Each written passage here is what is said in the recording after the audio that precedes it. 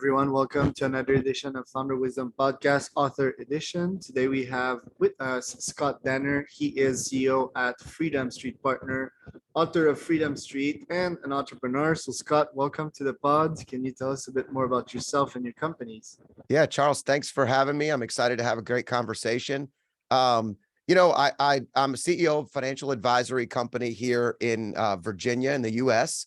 And we span about 7 states and have just under 50 advisors and manage just under $3 billion. And so we started that from scratch in 2016. I'm also an entrepreneur. So obviously, I like to do lots of different things. I invest in many things from real estate to businesses and have a lot of interests outside. We're also launching a podcast. And so, at the end of the day, I just like to use my talents that I've been given and blessed with to help make the world a little better of a place and also have some fun along the way. And I think entrepreneurism always provides that pathway for me. Since when have you been obsessed with wealth? I think what's interesting is I might have been obsessed with wealth when I was a kid because I wanted a way out. Today, I'm not obsessed with wealth at all. In fact, I would say that, living a rich life has nothing to do with money whatsoever. And so my lack of obsession in wealth that transitioned over the course of the last decade to me has allowed me to live in complete freedom because more opportunities come my way. It's like when you're over hungry at something and you're starving for it, it never is going to present itself the way you want it. But when you are open and you're just doing the best thing that you're great at and you're living towards your strengths, opportunities come all along, and wealth is just something that happens along the way. And so I would say my obsession is with living life and living life with freedom. I kind of agree with what you just said. I think there's the stress factor. You keep obsessing and stressing yourself when you don't have money and you want to get it, and then you're just not patient. Like patience is super important in this game, and playing and having fun so that you can condition your brain to do more of that. So I think a lot of people, yeah, they obsess way too much. What's your definition of wealth and an ideal life? So I think it's interesting because everybody should have their own version of success, right? And for me, an ideal life is feeling productive, living purposefully. I kind of define life into 4 categories. And so I say that if you want to live a high performance life, I use LIFE as my 4 quadrants. And life for me is L is love. Who are the most important people in my life? Who are the people that I want to surround myself with, do more with, build more around? Who am I working for? All right. My I is my impact. This is what I do. This is my day-to-day activities. It's my what. It is literally from your career to your wealth to whatever it is. It's really the what column. All right. The next one is my faith, and that's my why. And for me, that's God. But as long as you know there's something bigger than yourself, life is less empty. But if you just chase success and wealth and all the other things, it's empty without a why. And last but not least is E, which is energy. And that's how you show up. Is it the best version of you, your mind, your body, your spirit?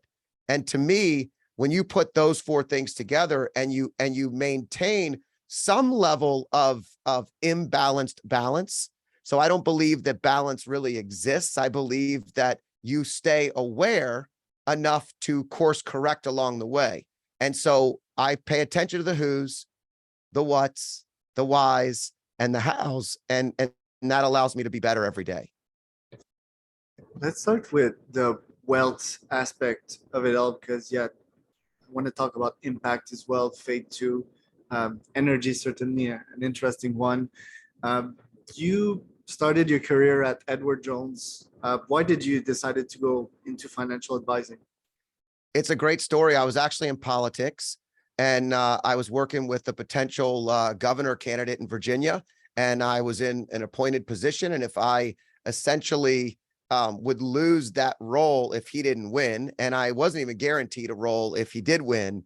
When he didn't win, I didn't have a job. They gave me a really great severance package. I bought a motorcycle. I put some money away, and I called one of my mom's sisters, my Aunt Paulette, who's one of the most important people. All of my mom's sisters have been and my uncle have been extremely important in my upbringing. And my aunt said, "I think you would be great at this career." And I said, I don't know where I would begin. I've never had money. How would I figure this out?" And she said, "No, they'll teach you everything. You can learn from scratch. And I know you, Scott, you'll be great at it." I literally applied. 2 weeks later, I was studying for all my exams. I went through and knocked on doors and cold called and built the business from scratch. And, when I started Freedom Street in 2016, I was making great money. I had a very good six-figure income. I had built a successful life with my family and my, extended opportunities. But I knew there was more, and entrepreneurism was the drive that took me to the next chapter. But that's how I got involved in this business, is really a need. Here's the last thing I'll say. I always felt like if I failed, I would at least know how to manage my own money. If the worst thing that happened was I took a career change and it was something that allowed me to learn and grow, I was going to be in a better position tomorrow than I was ever in the day before. Love it. You have financial strategies for entrepreneurs. For example, me, I'm not a big saver, although I love taking my money and investing it. But I'm more in the make more money camp, which is obviously easier for me. And that allows also for me to have a great lifestyle since pretty much forever. So what financial strategies do you have for us entrepreneurs? I think a life strategy that also is a financial strategy is self-awareness.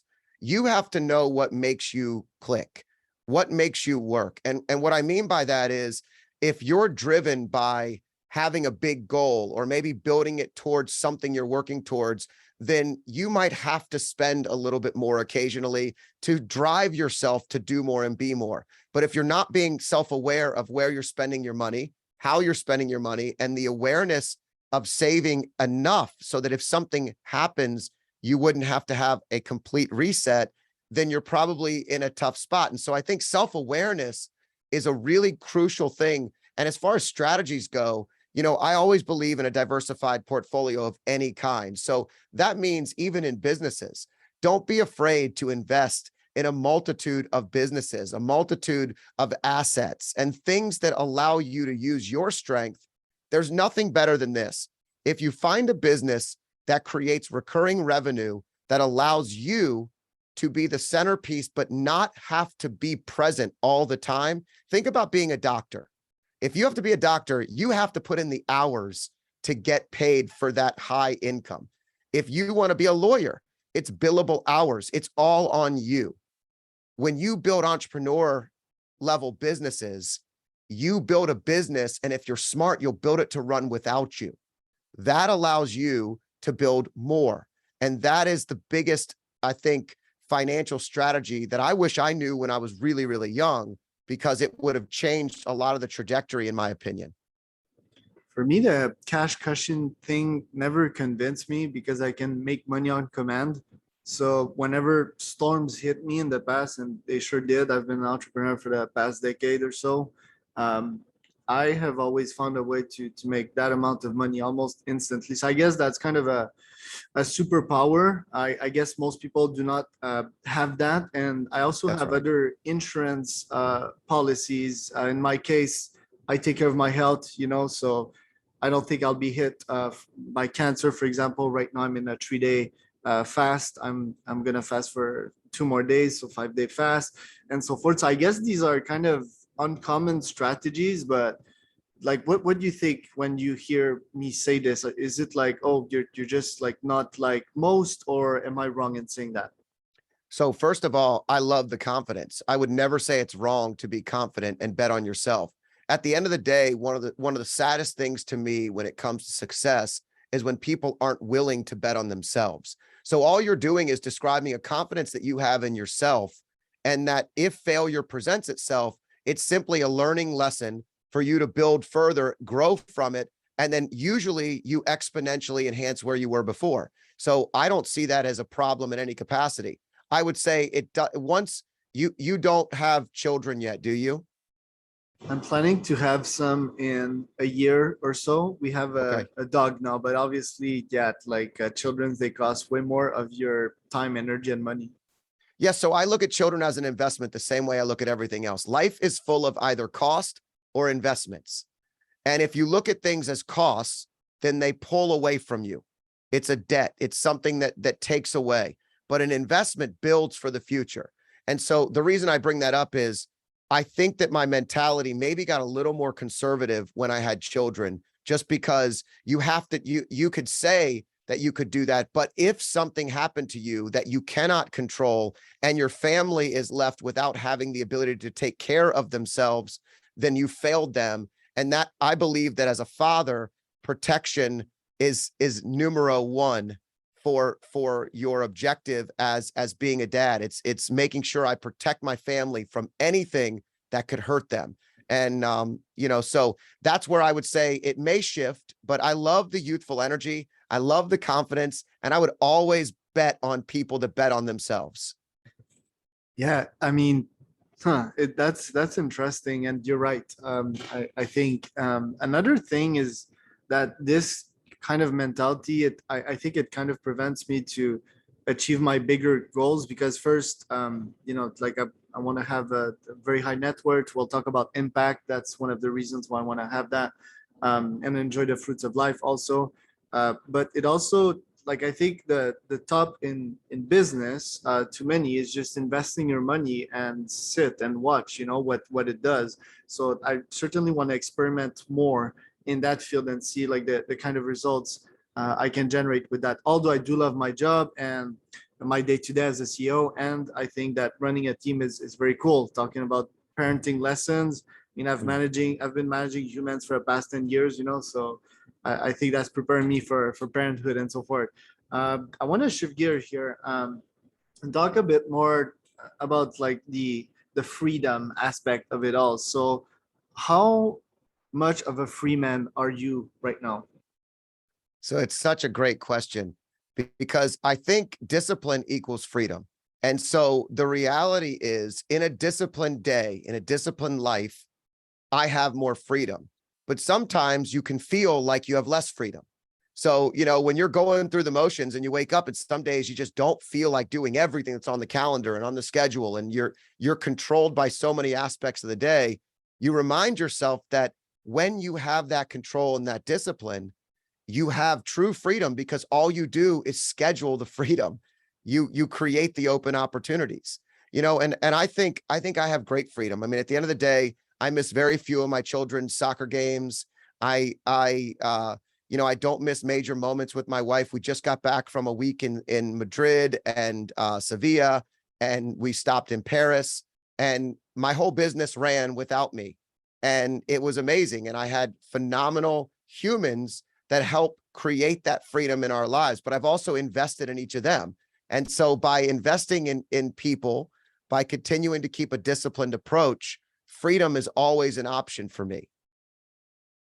Yeah, that's really cool to be able to travel and just watch your business even grow while you're there. I started doing that, I think, like my fifth or sixth year in the entrepreneurship game because I could never trust my team before that, and Yeah. the results were quite cool. I would come back and nothing was broken, so I began doing it more and more, and up to the point that I'm taking at least a month, even two sometimes per year a vacation, especially during Christmas time. How much vacations do you take on a yearly basis? Well, there hasn't been a lot. I mean, we've been in a pretty fast growth mentality. I think you have to know what stage or cycle you're in.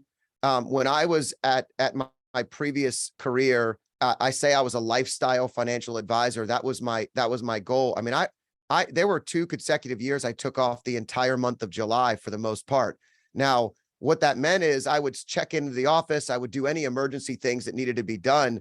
But for the most part, if my family wanted to go to the beach that day, we did. If we wanted to travel that month, we did. And I had complete and utter openness in the schedule.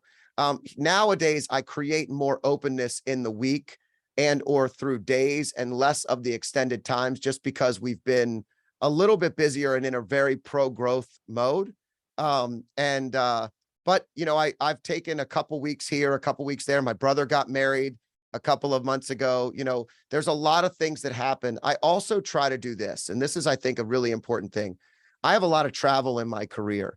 And when you're traveling, I try to create moments in those busy, hectic business aspects that feel like freedom and are. So maybe instead of if my meeting is in Phoenix, Arizona, I'm not flying in just for the meeting. I'm flying in a day in advance, and I'm maybe doing a hike at Camelback Mountain, or I'm doing something that allows me to enjoy the present state of where I'm at for a moment. It's not maybe I'm super busy and I'm only going to get a really good lunch, but maybe I go have a great lunch and a nice glass of white wine or Prosecco with my lunch, and I go to a fancy restaurant or something super cool, and I make it feel like it's a moment of freedom, because it is to me.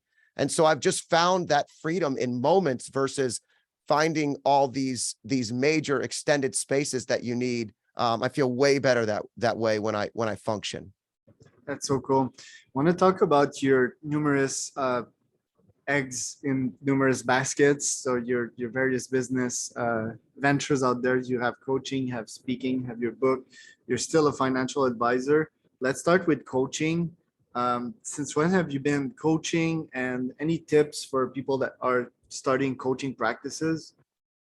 Yeah, I've been coaching since I started. It's funny. I was a financial advisor for maybe 6 to 8 months, and I took a role in a leadership role of training people how to talk on the phone when they were trying to build new relationships with clients. And consulting and coaching advisors is something that I've done for 21 years. So it's always been a part of my career, and quite frankly, probably the part of my career that helped keep me most interested, because I loved watching people grow. I love watching their business grow from zero to exponential numbers. And so what we've done over the years is kind of shift, and we're not only coaching and consulting in the advisory businesses, but now it's coaching and consulting anybody that really is looking in major life transitions or any of those types of things. And here's what I would say. As a coach, consultant, or anybody helping anyone, you have to focus on giving first. And the reality is, so many people focus on the transaction. It's all about the relationship. I'm going to build a relationship. I'm going to overinvest in you. When I overinvest in you, you will want to look forward to every time we talk, and you'll never question the value of which we bring to the table. And so I think that's the advice. A lot of coaches, a lot of consultants, business owners in general get caught between the transaction and the relationship. A transaction is empty. A relationship is fulfilling and will be a lifelong opportunity if you do it the right way. Got it. So does that take the form of a demo call in which you already provide some kind of assessment, an audit, and add some value from the get-go? Correct. I think that's mandatory. Yeah, I think if you're not adding value immediately and showing what you could do, that's crucial. I also believe in sharing, conversations just like this. If we're talking and we're kind of going through this, if we share a conversation like this on YouTube, you're giving people the idea of, if I go through my process of the high performance life and I break down the overwhelm in your life through L, I, F, and E, and I look at where you're putting your time and your energy, and I help bring that assessment to the table, it's only necessary now for you to continue in that pathway so we can actually reach your dreams, your goals, and the best of your ability. Love it. Do you mostly coach them on lead gen, client retention? Like what is the coaching about? You know what I think most coaching always ends up about is, for me, my strength is always going to be life. It's the well-rounded life. So people will come to you with a problem that isn't the actual problem. So they'll say, hey, I'm having trouble with lead gen. And I'll say, okay, well, let's start at the end. What are you actually working towards? How close are you to that goal? Where are you actually, where are you putting your energy? How many leads can you handle? And then we start to talk through the pathway of success. And here's what we find. We find that oftentimes what they're actually saying they're missing has nothing to do with actually what's missing. We have to find and define life. This is the same thing to your first question about obsession with wealth. Here's the key component. Our tagline has been life, wealth, optimization. Life always comes first. If someone comes to me and says, Scott, I want you to help me manage my money, I need to understand their life first. I don't give a darn about the money until I understand what the money's there for. What are they working towards? What does their ideal life look like? And when you coach someone and you establish those things, you've built a lifelong relationship that goes well beyond the lead gen. If I just coach on lead generation and I just coach on building a relationship for them to do as a robot, I've coached and then they've used me and they're done. The transaction's over. But if I help them sustain a more ideal life, a higher quality relationship with their spouse, the next chapter of their life and their dream, they're always going to come back to me. And I've had coaches that I've used that have done that, and I talk to them still to this day. Yeah, for sure. Just that it's a less appealing offer when you're not talking about numbers, generally speaking, marketing. And also some people, they're not willing to open themselves up. So I found that it's still interesting to open up with, the wealth argument and then dive deeper once a person is kind of Sure. comfortable. But that's it. I mean, it's so cool that you do that for financial advisors. I know that there's tons of needs for that. How much do you charge, for example? Is it monthly? Is it like your time? So how do you work with that? Honestly, I think the key component with cost is going to be what I think at the time it's going to take. And so there are times where I may offer we offered one the other day to somebody who had some interest in buying some businesses and they just wanted to be coached along the way. And I kind of gave them a one-time one call for 90 minutes. And then I gave them a kind of a 3-call package. And, at the end of the day, somewhere between on the low end for an initial call, $1,500 to $2,000. And then I'll work towards $10K on a package. And then if we're doing a yearly or 6-month thing, it's got to be substantial. If I'm going to donate, I say donate is the wrong word, but if we're going to dedicate the time and energy, I have a, what I call, my give a shit factor is 1,000%. If I'm talking to you, then you are the most important person in my life. You are the most important thing in the world. I cannot stay unfocused.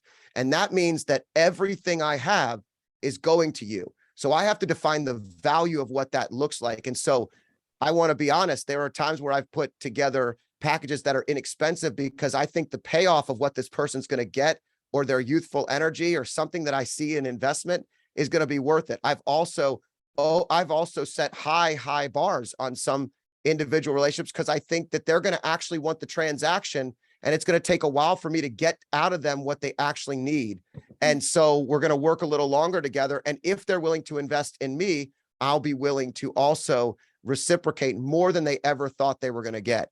And so, it's really relative to the relationship. And the financial advisory industry is going to have certain levels where they're willing to pay and certain levels where they're not.